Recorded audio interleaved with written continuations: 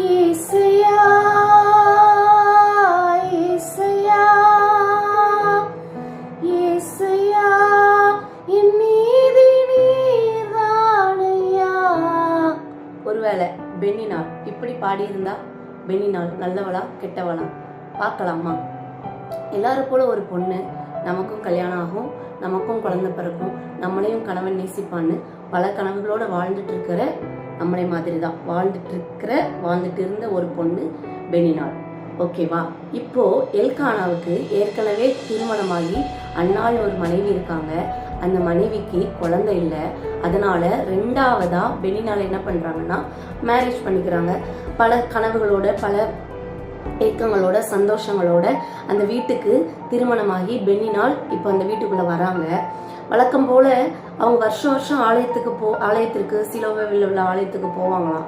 அப்போ நான் நினைக்கிறேன் கல்யாணம் முடிஞ்சு அந்த வருஷம் எல்கானா பெண்ணினாள் எல்கானா அன்னாள் பெண்ணினாள் 3 பேரும் ஆலயத்துக்கு போயிருப்பாங்க. அப்போ பெண்ணினாள் தன் கணவன் தன்னை நேசிப்பாரு, கணவன் நேசிப்பாரு அப்படின்னு சொல்லி அப்படி எதிர்பார்த்துட்டு இருக்கிற நேரம் இப்போ பைபிள்ல இருக்கு, எல்கானா எப்பவுமே ரெட்டிப்பான பங்கு அன்னாளுக்கு கொடுப்பாராம். அன்னைக்கு அதே மாதிரி அன்னாளுக்கு கொடுத்துருப்பாரு. அப்ப பெண்ணினாளுக்கு வலிச்சிருக்கும், ஐயோ நம்ம கணவர் நமக்கு தரலையே அப்படின்னு. அடுத்த வருஷம் அதே மாதிரி அந்த ஆலயத்துக்கு போகும்போது கையில ஒரு குழந்தையோட பெண்ணினாள் போயிருப்பாங்க. இப்ப நினைச்சிருப்பாங்க அந்த ரெட்டிப்பான பங்கு நமக்கு கிடைக்கல, ஆனா நம்ம பிள்ளைக்கு கிடைக்கும் அப்படின்னு நினைச்சு போகும்போது அந்த வருஷமும் அதே மாதிரி எல்கானா ரெட்டிப்பான பங்கு யாருக்கு தான் கொடுக்குறாரு? அன்னாளுக்கு தான் கொடுக்குறாரு. இப்போ பெண்ணினாளுக்கு எத்தனை பிள்ளைங்கன்னு வேதாகமத்துல இல்லை, ஆனா பிள்ளைகள்னு இருக்கு. ஒரு கணக்குக்கு ஒரு 4-5 வச்சுப்போமே. அந்த காலத்துல குழந்தை பெற்றுக்கொள்வது கணவன் தன்னை நேசிப்பதற்கான ஒரு அடையாளமா கூட இருந்திருக்கு.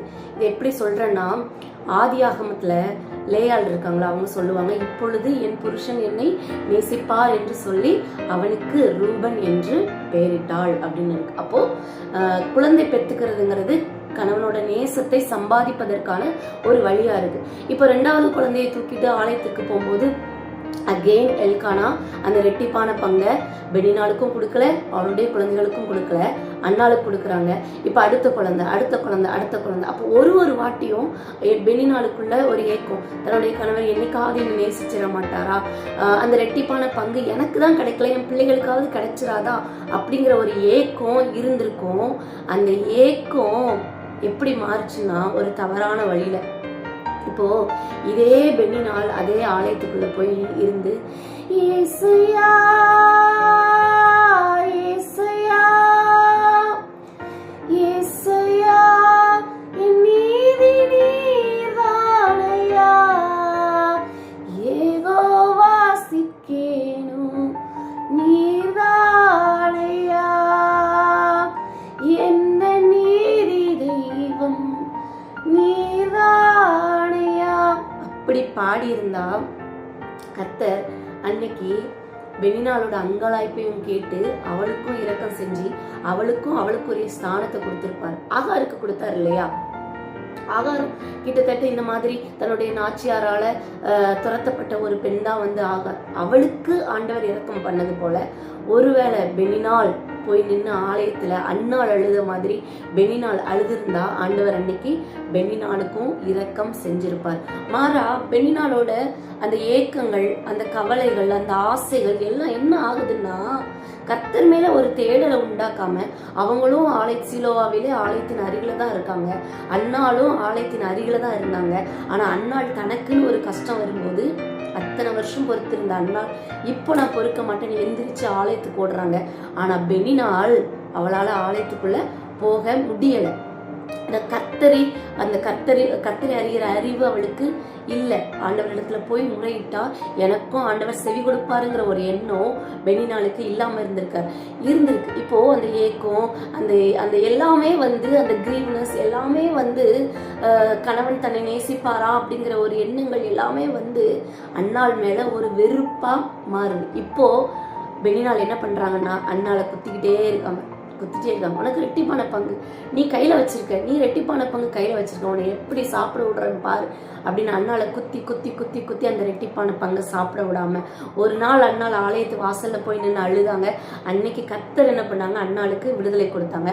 ஆனா பெண்ணினால் ஆண்டவரை தேட மறந்தா அவருடைய வாசல்ல போய் நிக்கிறதுக்கு அவளுக்கு முடியல. ஒருவேளை இன்னைக்கு உங்க வாழ்க்கையில நீங்களும் பெண்ணினாலை போல இருந்தீங்கன்னா, ஃபார் எக்ஸாம்பிள் என்ன சொல்லலாம் அப்படின்னா, நான் நல்லா தானே ஜெபிக்கிறேன், நான் நல்லா பாடுறேன், நான் நல்லா ஊழியம் செய்கிறேன், நான் கர்த்தருக்காக வைராக்கியமா இருக்கேன், ஆனால் என் வாழ்க்கை இப்படி தானே இருக்கு.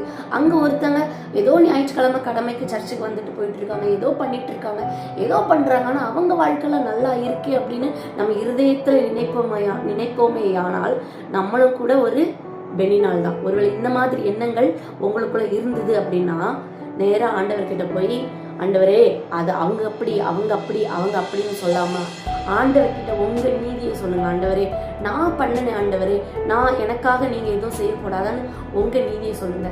இன்னொன்னு, நீங்க ஒருவேளை அண்ணாலை போல ஒரு சிச்சுவேஷன்ல நீங்க இருந்துட்டு இருந்தீங்கன்னா நீங்க என்ன தெரியுமா பண்ணணும், உங்க வாழ்க்கையில பெண்ணினாக்கள் இருக்காங்கல்ல அவங்களுக்காக ஜெபம் பண்ணுங்க. பாவம், அவங்களும் வாழ்க்கையில கஷ்டப்பட்டவங்க தான், அவங்களும் வாழ்க்கையில ஒண்ணுமே கிடைக்காதவங்க தான், அவங்களும் எதையோ ஒண்ணு எதிர்பார்த்து ஏமாந்து போனவங்க தான். ஸோ அந்த மாதிரி பெண்ணினாளுக்காக என்ன பண்ண போறீங்க, இன்னையில இருந்து உங்களுடைய வாழ்க்கையில நீங்க அண்ணாளா இருப்பீங்களே, ஆனால் உங்களை யாராவது பெண்ணினாக்கள் உங்களை இந்த மாதிரி கஷ்டப்படுத்துவாங்கன்னா நீங்க அந்த பெண்ணினாக்களுக்காக ஜெபம் பண்ணுங்க.